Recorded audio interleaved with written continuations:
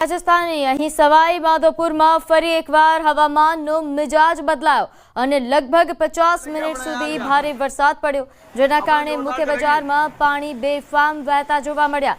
ભારે વરસાદના કારણે જૂના શહેરના મુખ્ય બજારમાં વરસાદી પાણી નદીની જેમ વહેતું જોવા મળ્યું। આ દરમિયાન નગરપાલિકા નજીક એક બાઇક પાણીના જોરદાર પ્રવાહમાં ફસાઈ ગઈ અને પાણીના પ્રવાહમાં વહેવા લાગી। તો ભારે વરસાદના કારણે બજારમાં દુકાનોમાં પાણી ભરાઈ ગયા છે અને તેવી જ રીતે સવાઈ માધોપુર જિલ્લા હોસ્પિટલ પરિસરમાં બધે પાણી જ પાણી જોવા મળ્યું। તો સવાઈ માધોપુરમાં હાલ વરસાદના કારણે જળબંબાકારની પરિસ્થિતિ છે। અહીં બાઇક તણાવવાની ઘટના સામે આવી તો ક્યાંક હોસ્પિટલમાં પણ પાણી ભરાઈ જવાની સમસ્યાઓ સર્જાઈ છે। મુખ્ય બજારમાં પાણી વહેતા થયા, જેના કારણે દુકાનોમાં પાણી ઘૂસી આવ્યા છે।